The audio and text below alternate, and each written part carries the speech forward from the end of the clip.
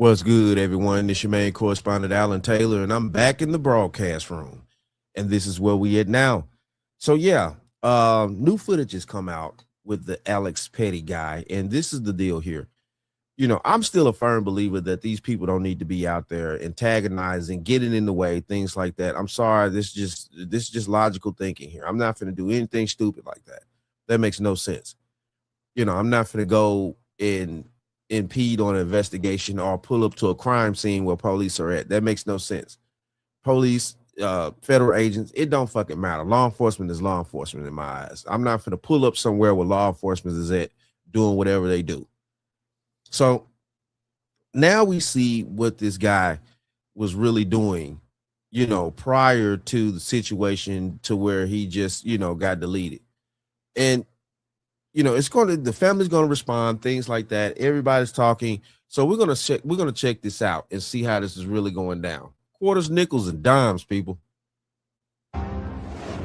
Breaking tonight, newly obtained video that shows Alex Pretti fighting with federal agents at a protest in the days before he was fatally shot. That video now part of the investigation into his death. Fox 9 obtaining the video just a couple of hours ago. We want to bring in Maury Glover in to walk us through what it shows. Maury? Well, the video shows an incident that happened on January 13th near Powderhorn Park. It reveals a confrontation between Pretti and federal agents more than a week before Pretti was killed.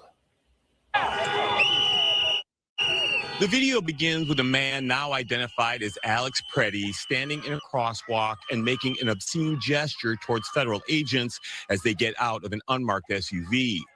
One of them grabs Pretti, tackling him to the ground, while other agents pile on.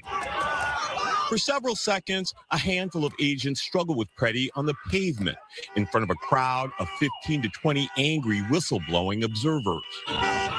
Eventually, Pretti slips out of his coat and returns to the crowd of protesters while they yell at the officers until the agents eventually go back to their vehicles, but not before firing pepper balls to try to clear the crowd.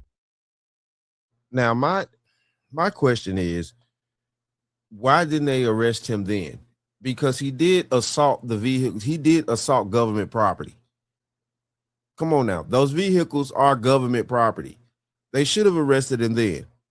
I don't understand how these people are getting so much leeway without being arrested. Because listen, look, if I go up and kick a cop car, or if I go up and kick a federal agent, FBI car, whatever, dude, I'm going to be in handcuffs immediately.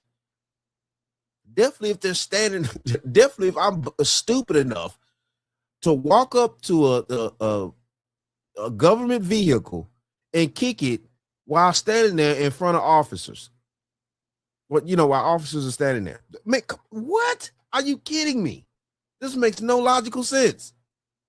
Before the confrontation, videos circulating online show Pretti spitting at and then kicking the taillights out of that unmarked SUV.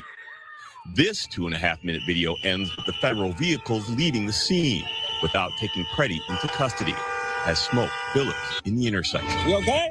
You okay? Okay? I'm okay. Are we all okay? Are we all safe? In a statement, an attorney for Pretti's family says a week before Alex was gunned down in the street, despite posing no threat to anyone, he was violently assaulted by a group of ICE agents. So he was violently assaulted by a group of ICE agents. This is the family's lawyer here talking. What do you mean? If you look at the footage, those agents was already in the vehicle pulling off when he kicked the taillight with his strong ass feet. Shit. He kicked the taillight out of that vehicle. He basically damaged government property. But he's not violent. And he was attacked by the agents who were in the car already, leaving the scene. Nothing that happened a full week before could possibly have justified Alex's killing at the hands of ICE on January 24th. Now, CNN is reporting that Pretti suffered a broken rib in that altercation. The Department of Homeland Security says it is aware of the video and it is investigating. Back. Okay, so it is what it is here. Everybody's aware of the video. People that agree and disagree. But the thing of this is these people don't need to be out there in the first place doing all that dumbass shit, and they won't have no issues. You know, these people, I don't understand. You know, these people don't have any purpose or anything to do. I'm pretty sure a lot of these people out there got children, stuff like that are in school, things they need to be doing, and they're out there every day, whistles and protesting and running over agents with cars and all types of crazy ass shit. It's ridiculous to me. And then they're going to say that this man is not violent when he's clearly kicking a government vehicle. What are we doing here, man? What are we doing? And this is highly crazy, bro. I can't believe this shit. So we're going to see what the family has to say about this situation. As we know, they have an attorney. Let's go here now. Down fight, but let's start with our Ian Lee in Minneapolis to show us what's happening there on the ground. Ian, good morning. We mentioned this new video of Alex Pretti. What exactly does it reveal, though, and how is his family responding? Hey, Errol. So, yeah, this video came out and the family has confirmed that it is him in the video. And when you watch the video, you can see him what appears to be spitting at a ICE vehicle and then kicking at it a couple times. And the last time he smashes out the back taillight. ICE agents then get out of the vehicle. There is a scuffle, and eventually he is released and he walks away. In that video, though, you can also see what appears to be a gun in his waistband as well.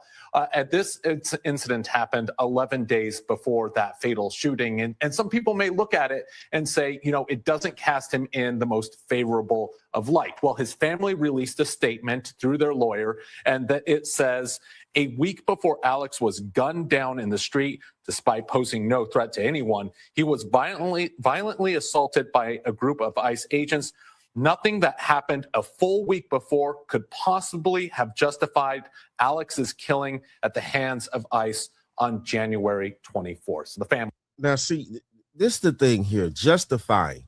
It's not that it's justifying that situation. It's never justified for anybody to lose their life and things like that. But I get the issue here.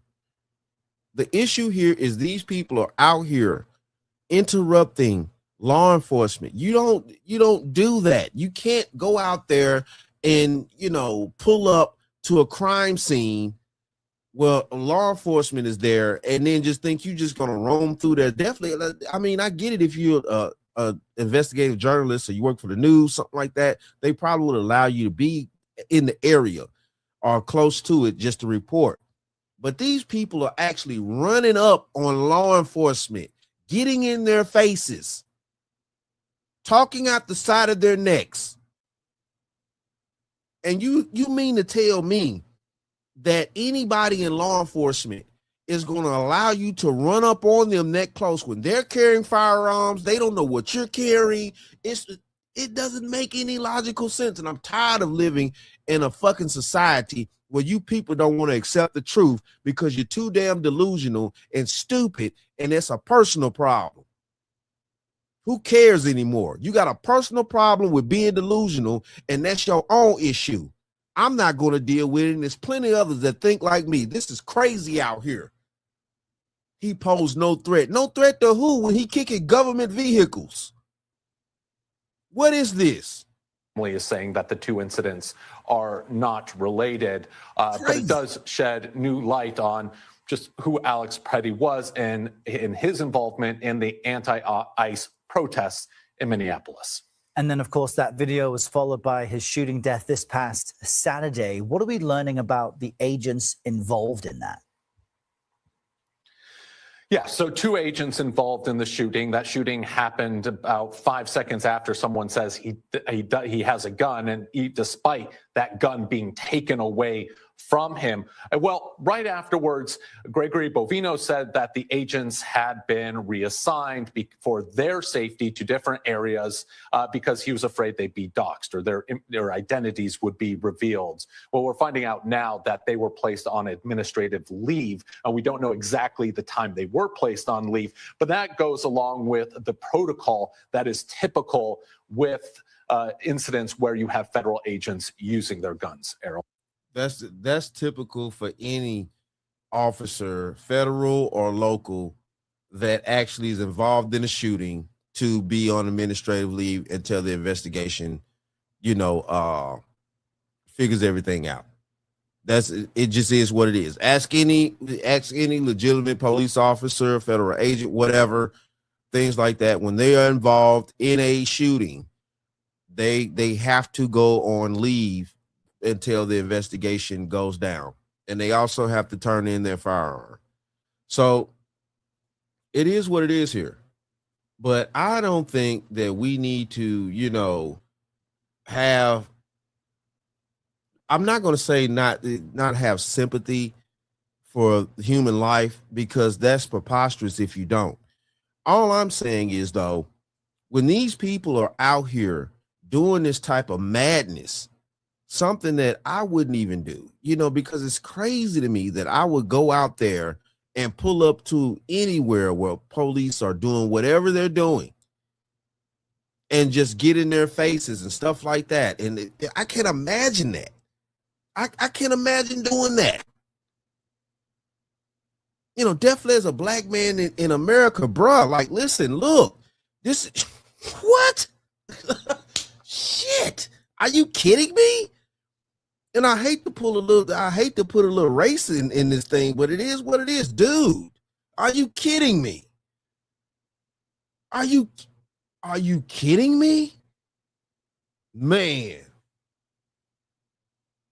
If I was Alex Petty, but black, I would have been laid out on the ground. And when now one of you people out there been talking out the side of your necks, oh, well, he shouldn't have been kicking law enforcement trucks, and he shouldn't have been out there, getting in police officers' faces. Y'all know y'all would. Cut the crap out here. Man, stop it.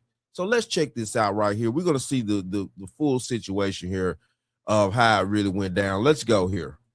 This is a moment the news movement filmed on January 13th in Minneapolis, showing a man who appears to be Alex Pretti interacting with federal immigration agents 11 days before Border Patrol shot and killed him. Our footage was analyzed by the BBC, whose facial recognition technology confirmed his identity to a 97% degree of accuracy. On the morning of January 13th, our team received a tip that federal agents were blocking a street at the corner of East 36 and Park Avenue in Minneapolis. Okay. We arrived around 10:15 a.m. We saw observers shouting at the agents as they walked back to their vehicles.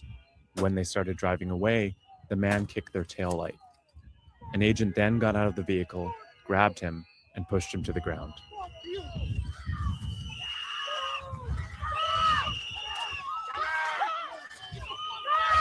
Hold on.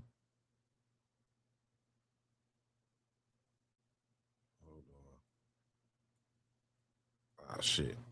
Damn it, man. It won't let us.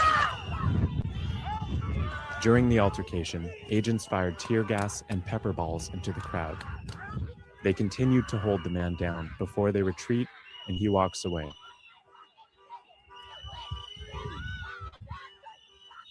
They should have arrested him right then for damaging government property. Man, come on. What's happening to our laws over here? Clearly that's damaging government property.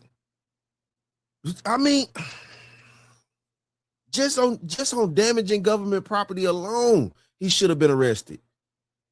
But let the family and let all these other dingbats out here talk out the side of their neck out there with the whistles and shit. He was peacefully protesting. What are you talking about? Man, this is crazy. I never thought I would wake up in America. And I get it through all the things, even being young, it definitely growing up in the South. I had my times with the police and stuff like that. And some of it was, I ain't gonna lie to you, some of it was my fault. I was being stupid. And other times I knew it was kind of a little shady. You know what I'm saying? It's happened. But all I'm saying is, though, on the big picture here, I never went anywhere and kicked government vehicles and ran up on police when they was, investigating a crime, or, went out and did stupid protesting, because this is stupid. I don't see anybody out there with any signs. Do you see anybody out there with any signs? That's part of protesting too as well. Where are your signs at? Where's your information that you're saying that we're this, we stand for this and that, and we don't stand for this and that? Where's the signs at that you're supposed to be carrying? These people are out there just loose. They're just loose. This is ridiculous, bro. And it's supposed to be protesting? Who you think you fooling out here? The man in our footage is wearing a similar outfit to what Pretti was wearing on the day he was killed. What appears to be a gun is also visible above his waistband. Hold on. Hold on.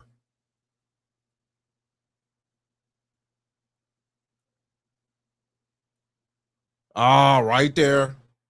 Hold on. Right there. Jesus Christ. I hope you guys can see it. Hold on. Let me big screen it. Ah, right there. Hope you guys can see it. Oh, yeah. Big Glock on the waist right there. Big Glock. Oh, my goodness. They was in so much danger. Big Glock right there in the waist. Big Glock. What the PP joint he was carrying. All right. Gun is also visible above his waistband. Right there.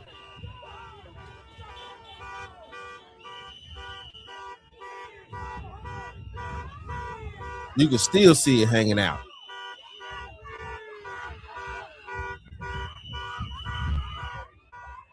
Right there. Here, that shit he is continues clear. to stand at the scene. My bad. Hold on.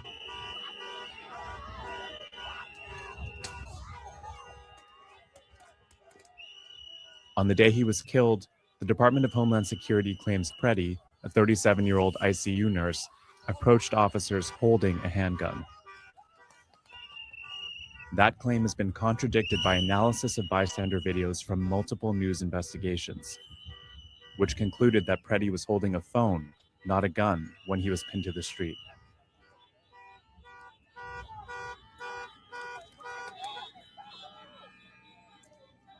Okay, let's keep going. Let's see what's happening here.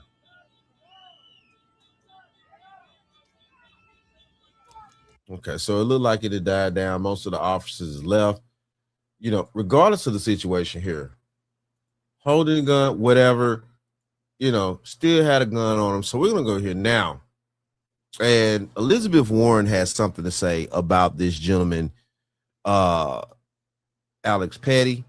And she's going to enlighten us on how much of a gentleman and upstanding citizen that he was. Let's go here now, people. Caring for people was at the core of who he was. He was incapable of causing harm. Alex carried patience, compassion, and calm as a steady light within him. Even at the very end, that light was there. I recognized his familiar stillness and signature calm composure. Caring for people was at the core of who he was. He was incapable of causing harm. Alex carried patience, compassion, and calm as a steady light within him. Even at the very end, that light was there. I recognized his familiar stillness and signature calm composure. So, they repeated the situation, but you get the point. You get the point. Elizabeth Warren is wild out here. But this whole scenario is wild. All this is wild, bro. I don't care what nobody say. Listen, look, ladies and gentlemen, this is to a horrible scenario here that we're having to deal with. And they're shining a lot of crazy light up there in Minnesota. The politicians in Minnesota have been promoting this fake pride to go against their own law enforcement and stuff like that. And it's ridiculous out here. And we have a lot of traitors in America. And I spoke on these traitors for a long time on my channel and a lot of my broadcasts about these traitors that we have over here. And the only way that we're going to actually get America under some type of stabilization is if we deal with the traitors first. The outsiders is coming in, stealing the money, all this and woo woo and whatever we want to say and whatever we want to accuse other people of that's not part of this country, that's coming over here on these fake ass visas and all this other type of shit. That shit gonna keep happening unless we deal with the traitors. Traitors. Keep telling y'all people out there, y'all think this shit is game. Gotta deal with the traitors first. Gotta traitors. Man, y'all playing around out here, man. Listen, look, I've never been stupid enough to go out and try to fight law enforcement or get in their faces or anything like that. You know what I'm saying? And it's crazy to me. I don't care who don't agree with me or think, you know what I'm saying, I'm this and that, woo the woo. That's stupid. I'm never finna go impede on what law enforcement got going on. I don't give a fuck what they got going on, as long as they do it way over there. But it is what it is, though.